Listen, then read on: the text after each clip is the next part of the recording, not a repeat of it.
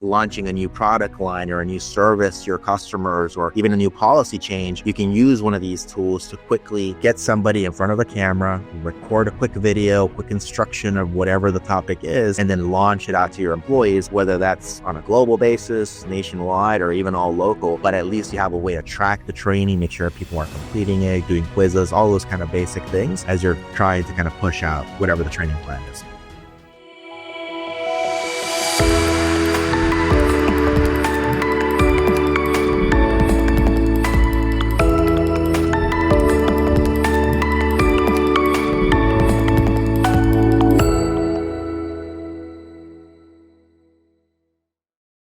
How could these laws, how do we get this information to all the departments and managers? Because time to time, there are a few managers who lack this information and mistakenly, not knowingly break these wage laws.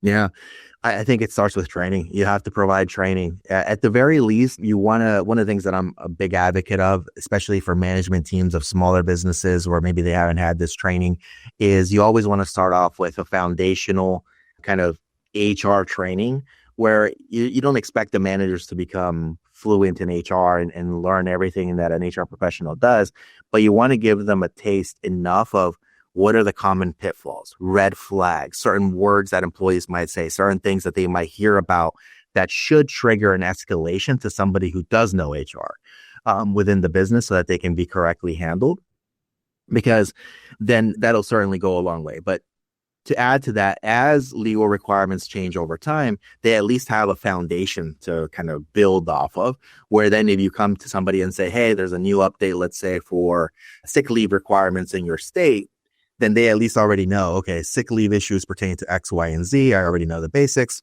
and it's only changing by, maybe the amount of time that somebody's eligible for, or the reason that somebody might qualify for sick leave. But they at least have a foundation to work off of. All too often, especially for managers, you find yourself in situations where these are individual contributors in the business, right, that were successful and then got promoted into management. But oftentimes businesses don't have a very thorough management training program, right, to build them up once they get to that. So they're just kind of learning on the job, which is fine. It's natural. But I think you want to augment it with some kind of more additional training for the entire staff.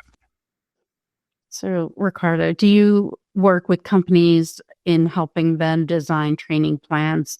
And if so, what is the best way to implement training throughout your company that might be national and then global? So those are completely loaded questions.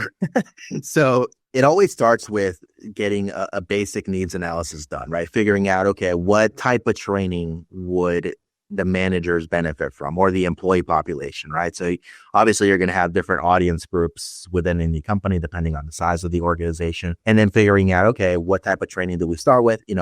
You might start with the training that I mentioned there about, kind of HR management training as a kind of 101 type of generic training to start with. And then you can build on from there, depending on what the needs are, right? Every business is going to be different, and then every audience is going to be different. Certainly a training that you might provide to, let's say, a mid-level management team is going to be completely different than the training that you're going to provide to an executive group, right? So you have to learn who your audience is, and then obviously build and customize your training plan to that respective audience, because otherwise you're going to run into that situation where, an executive will join a training meeting or a program and they'll say, oh, this is a waste of time. I already know all this stuff, right? And on the other hand, you may have people that are coming in that are new managers and they're like, oh, this is all new. This is great. This is exciting. But you kind of have to learn to balance it, right? You have to learn who the audience is. Nowadays, though, we're fortunate that there's all sorts of tools that make it easier than ever to build training plans for organizations. There's all sorts of tools that'll allow you to quickly record a training, put it up on a website that's, custom white label solution for hosting the video content, that's courses. Even better now, you have all sorts of different tools in the market that are taking advantage of AI that allow you to use AI to quickly create a course that may be needed for your employee group, right?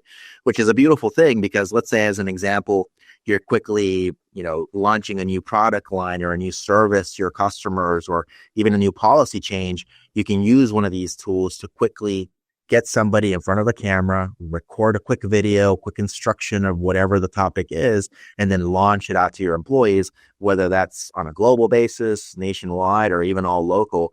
But at least you have a way to track the training, make sure people are completing it, doing quizzes, all those kind of basic things as you're trying to kind of push out whatever the training plan is. Well, this is very encouraging to know that there is a simple way that this message could go out, because often we don't have time. We just have the manpower. And with the help of AI and different tools, we can really maximize the option of training locally and get the information. What I do appreciate most about this conversation, what you just presented, was one size doesn't fit all. And often we go out thinking we're going to just have this one onboarding video that everyone watches and it'll meet the size. So let's say we've offered this training. What are some of the follow-up steps that a company can take in making sure that message sent was message received? Because often we're working in a world where there are different languages, different cultures, and that becomes our work culture. And we have to consider our whole group and their understanding of what we're trying to do. So what are some of the ways that you help companies sort of get on track of understanding their people and then providing training based on the needs?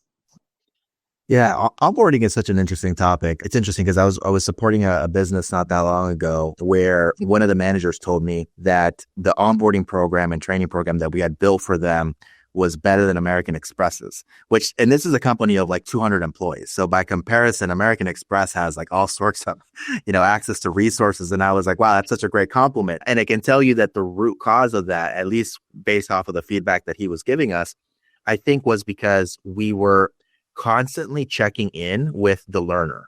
So as the employee starts and they start going through the onboarding sequence for this particular business, which was like a 90-day onboarding sequence, we're constantly checking in with the learner. So not only do we check in with them on the first day to explain what the onboarding program is, these are the courses that you have to take, and this is what you have to complete within the next 7 days, 14 days, 21 days, 30 days, etc. But then as they're progressing through the plan, we're checking in on them and we're getting feedback about what their experience has been to date. And if you do that consistently with one employee after another and after another, eventually you get so much feedback that you're able to fine tune the onboarding roadmap so that it basically hits on all the marks, right? And it really works well with the intended audience. And you end up customizing things quickly that way as well, because you may have, let's say, a group of employees that are starting in one state that are doing one particular set of jobs. Their needs may not be the same as what you might need for somebody who's in a different state that works a desk job the entire time, right? You may have different needs depending on the occupation, depending on the department, depending on the state. So getting that feedback is really valuable because then you're able to check in. And oftentimes when, right, as an example, a company like Amex, American Express, they'll have all these resources, training programs, but they do a bad job of collecting feedback. They might send you a survey and they'll ask the employee, hey, if you have 5 minutes, please complete this survey. The employee never fills it out and American Express isn't getting the feedback. Meanwhile, in this program that we were building for this business, we actually had somebody reach out, schedule a call with the employee. They have, hey, these are the 10 questions we're going to be talking about on this call. We're going to be talking about your onboarding plan. And let's actually sit down and talk about it. It might be a 15-minute conversation, but then you're actually getting real feedback that you can use to improve on your onboarding plan instead of doing just kind of like the easy road, which is these, online surveys, which you hope people fill out, but people rarely ever do.